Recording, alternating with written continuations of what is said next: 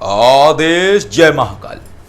मैं विश्वनाथ अघोरी आप सभी का स्वागत करता हूं। गुरु, बहुत सारे लोग अपने जीवन में गुरु बनाना चाहते हैं और कई सारे लोग ऐसे हैं जो कि कहते हैं कि हमने महादेव को गुरु बना लिया, हमने हनुमान जी को गुरु बना लिया, हमने काली माँ को गुरु बना लिया, हमने दुर्गा माँ को गुरु बना लिया, हमने ब्रह्मा जी को गुरु बना लिया, हमने नारायण भगवान को गुरु बना लिया।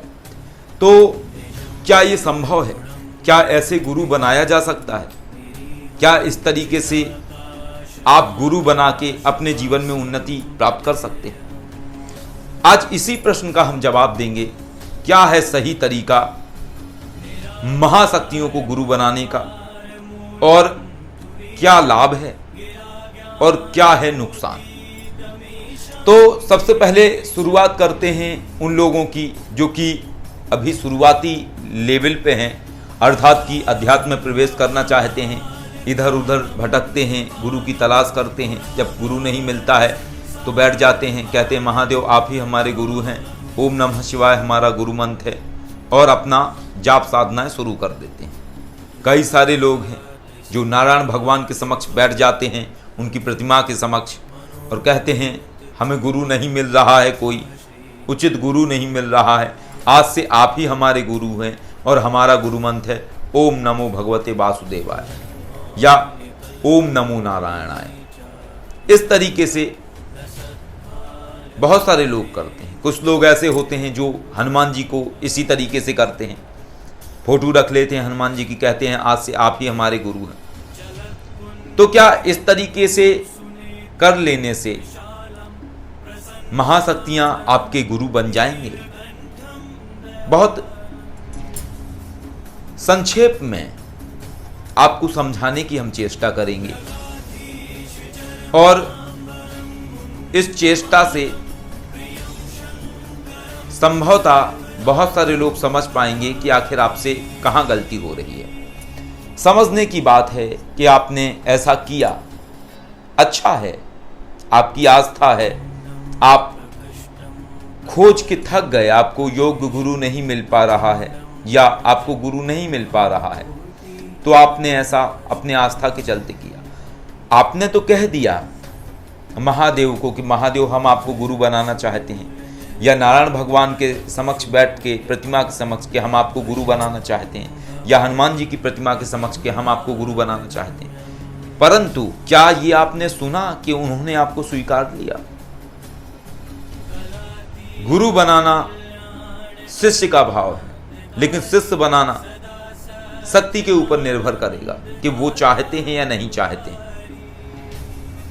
यदि आपने ऐसा सोचा कि हम गुरु बना रहे हैं और शक्ति ने आपको स्वीकारा ही नहीं है, तो इसका एक नुकसान होगा सबसे बड़ा, कि आप भ्रम में जीते रहेंगे, और वही भ्रम आपको एक ऐसी अवस्था पर लेके जाएगा जहां आप दंभ में चले जाएंगे। आपको लगता रहेगा कि हमारे गुरु तो महाशक्ति है, प्राप्ति आपको कुछ नहीं होगी, मार्गदर्शन आपको कुछ होगा नहीं, क्योंकि आपने वो अवस्था प्राप्त नहीं की है जहां पे आप इतने सक्षम हो गए हैं कि आप सूक्ष्म में उन्हें सुन सकते हैं या समझ सकते हैं या उनके द्वारा प्राप्त निर्देश को गहराई से जान सकते हैं। आपकी इतनी क्षमता नहीं हुई है, और शुरुआती अवस्था में ही आपने ऐसा कर्म कर दिया। तो यहां पर आपके भटकाव के पूर्ण रूपेण चांस हैं, और ऐसा संभव ही होने वाली बात है कि आप भटकेंगे। इसलिए शुरुआती अवस्था में कोई भी ये गलती ना करे, किसी महाशक्ति को गुरु रूप में बनाने की चेष्टा ना करे। यदि आप इस तरीके की चेष्टा करते हैं तो एक तो आप भ्रम में जा रहे हैं, और दूसरा इसी भ्रम के चलते कोई भी व्यक्ति ऐसा जो इस तरीके से शिव जी को अपना गुरु बना लेता है और भ्रम के साथ में जीता है, और फिर जाके शमशान में बैठ के साधनाएं शुरू कर देता है बेताल को सिद्ध करने की, पिशाच को सिद्ध करने की। परिणाम क्या निकलेगा? चोट खा जाएगा, या तो उसके परिवार में किसी की मृत्यु हो जाएगी, या फिर वो खुद ही अर्ध विक्षिप्त हो जाएगा। फिर सोचेगा कि आखिर मेरे साथ में ऐसा क्यों हुआ। लेकिन उस क्यों का जवाब उसी के अंदर है। क्रियाओं को जाने बिना, सही जानकारी ना होने के अभाव में व्यक्ति अक्सर गलतियां करता है। तंत्र मंत्र साधना क्षेत्र में प्रवेश करने से पहले उसकी पूर्ण जानकारी होना अति आवश्यक है। यदि ये जानकारी आपके पास नहीं है तो आपको नुकसान हो सकता है। अब हम बात कर लेते हैं उन लोगों की जो एक बड़े स्तर को पार कर चुके हैं, उनके विषय में हम बात करेंगे। क्या महाशक्तियों को गुरु बनाना संभव है, और संभव है तो क्या प्राप्त होता है? देखिए, इसको सहजता से समझिए। जब आप शुरुआती दौर में किसी भी स्कूल के अंदर एडमिशन लेते हैं, तब आप पहली क्लास में जाते हैं, फिर दूसरी क्लास में जाते हैं। इस तरीके से आप 10वीं पास कर लेते हैं। यहाँ तक आपके टीचर अलग होते हैं, लेकिन 10वीं के बाद में आपके दूसरे टीचर आ जाते हैं, प्रोफेसर लेवल के टीचर आ जाते हैं।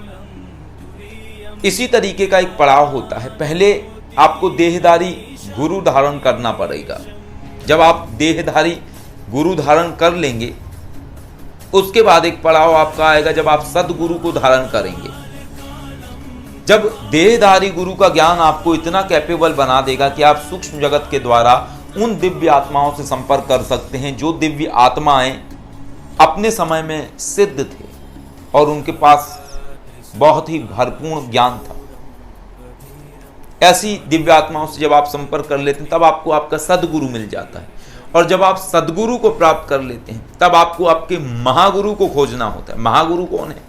महागुरु वो हैं जो और उच्चतम अवस्था पे हैं। सदगुरु उस श्रेणी की सिद्ध आत्माएं हैं जो 500 साल पहले या 1000 साल पहले अपने जीवन में अद्भुत जिन्होंने प्राप्त किया है और ज्ञान प्राप्त किया है, सिद्धियां प्राप्त की हैं, वो सदगुरु हैं।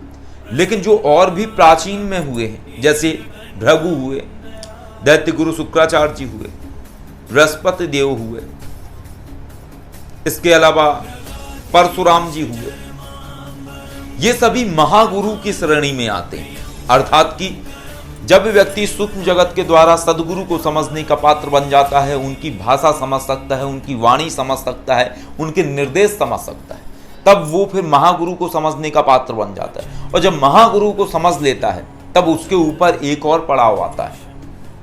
और ये पड़ाव जिस तरीके से गुरु से शुरुआत होती है, उसी तरीके से ये पड़ाव में फिर से गुरु आ जाता है। अब कौन सा गुरु आ जाता है? अब वो गुरु आ जाता है जहां पर कि दिव्य शक्तियां हैं, महाशक्तियां हैं, जैसे कि महादेव। अब ये क्रम इस तरीके का है जिस तरीके से आप एक टीचर से जुड़ते हैं, फिर दूसरे टीचर के पास जाते हैं, फिर तीसरे टीचर के पास जाते हैं। निरादर आप किसी का नहीं करते हैं, लेकिन उनको दूर से प्रणाम करके आपको छोड़ना ही पड़ेगा। एक छोटी सी कहावत है, मंजिल तो मेरी यही थी, उम्र बीत गई यहां तक आते आते। इसी तरीके से आध्यात्मिकता में, तंत्र मार्ग में, सिद्धियों में मनुष्य जो बढ़ता है, वो बढ़ता है अपने आप को उन्नत करने के लिए। और जैसे जैसे वो उन्नत करता चला जाता है, उसको और गहराई नजर आती चली जाती है। समुंदर में कूदा, फिर गहराई में जाता गया, गोते लगाता गया। समुंदर अनंत है, लेकिन जितने गहरे जाओगे उतना गहरा पाओगे। तब फिर व्यक्ति उस अवस्था पर आ जाता है जहां पर कि वो दिव्य शक्तियों से ऐसी क्रियाएं प्राप्त कर सकता है, ऐसी प्रणालियां प्राप्त कर सकता है, जिन प्रणालियों के द्वारा महाशक्तियों को गुरु बनाना संभव है। और जब व्यक्ति महाशक्तियों को गुरु बना लेता है, तब क्या होता है? तब निष्काम हो जाता है। वहां सब फुल स्टॉप लग जाता है। वहां सीखने की या कुछ मांगने की इच्छाएं खत्म हो जाती हैं। वहां फिर ऐसी ही अवस्था है जैसे व्यक्ति मोक्ष की तरफ बढ़ जाता है। मोक्ष की तरफ जो बढ़ रहा है, उसकी इच्छाएं खत्म हो जाती हैं। इसी तरीके से जिसने महाशक्तियों को गुरु रूप में पा लिया, उसकी इच्छाएं खत्म हो जाती हैं, उसकी मांग खत्म हो जाती है। वो कभी नहीं मांगता है कुछ गुरु से, सिर्फ उन्हें ध्यान करता है, याद करता है और प्रणाम करता है और निरंतर फिर जाप करता है। और वही होता है फिर वास्तविक गुरु मंत्र। जो शक्ति से संबंधित है, और वो डायरेक्टली लिंक जोड़ देता है व्यक्ति का, किससे? उस महाशक्ति से। ये है पूरा स्टेप महाशक्तियों तक पहुंचने का। संभव है, लेकिन उच्चतम अवस्था है, ये पड़ाव व्यक्ति को क्रॉस करने पड़ते हैं। हाँ, ये बात अलग है कि कोई आपको बहुत ही ऐसा जानकार गुरु मिल जाए जिसके पास मानस शक्तियाँ हैं या सूक्ष्म जगत की ऐसी शक्तियाँ हैं जिनके माध्यम से व्यक्ति सिद्धों से संपर्क कर सकता है, गुप्त क्रियाएं, मंत्र, प्रणालियाँ प्राप्त कर सकता है, तो ये संभव है। आदेश। जय महाकाल। यदि आप जीवन में आर्थिक व पारलौकिक समस्याओं से परेशान हैं अथवा किसी भी तरह का साधना संबंधी मार्गदर्शन, आध्यात्मिक अथवा भौतिक मार्गदर्शन प्राप्त करना चाहते हैं तो कॉल मी 4 ऐप से कॉल करें। डाउनलोड करें कॉल मी 4 ऐप और सर्च करें विश्वनाथ अघोरी, रहस्यों का सौदागर, विचारों का समंदर।